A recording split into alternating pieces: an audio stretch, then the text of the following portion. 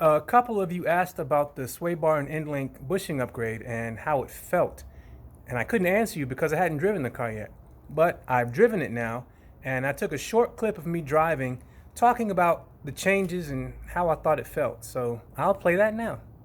I am driving to work, and a few of you asked questions about how the car felt after installing the sway bar and end link bushings. I put on some polyurethane sway bar and end link bushings. You know, I can't see when you do that. Dadgummit. And I didn't talk about how they felt after I installed them because I didn't drive the car. I had other things to do, so it was a few days before I actually got to see how they felt. And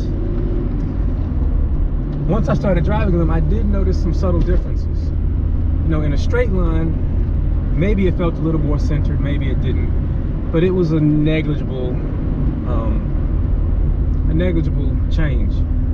But when I turned, I did notice it. Now, it was subtle, but it seems to feel newer. You ever drive a 30-year-old car and then hop into a 1 or 2-year-old car, and it just, even though the older car may handle better, the new car feels tighter. This car feels newer now. And that was just with the sway bar and end link bushings. I still have the control arm bushings to install. If I had never upgraded the bushings, I would have thought that that was just the way this car drove, because this is the only Civic of this era that I've driven. I've never driven one that was new. So now I'm sort of seeing how it must have handled when it was new. And I'm about to make a turn right now. And it's less slop. I didn't know that there was slop before. I just thought that was the way the car drove. Now, it's a subtle difference. I would have had to, since I drive the car every day, I notice it. But if someone just hopped in this car, they would just think that was how it drove. So I'm eager to see what the other bushings will do. And another thing is, in the turn, it feels the same. It's going into and coming out of turns where there's a subtle difference.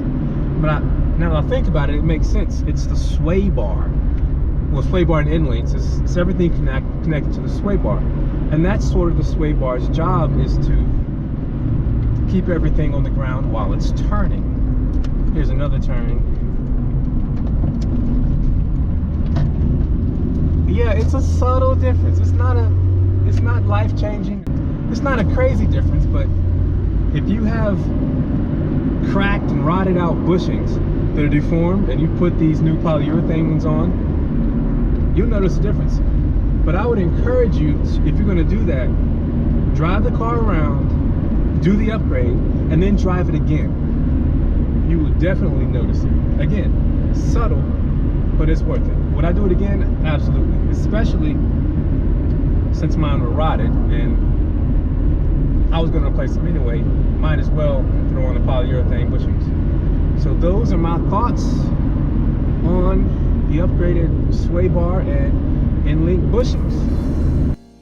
The install video will be linked somewhere on the screen and in the description. In the next video, I will be upgrading all the front control arm bushings to polyurethane ones. And if you'd like to see that, hit subscribe. If you're interested in the other work I've already done on my Civic, check out the playlist. Thanks for watching. Take care.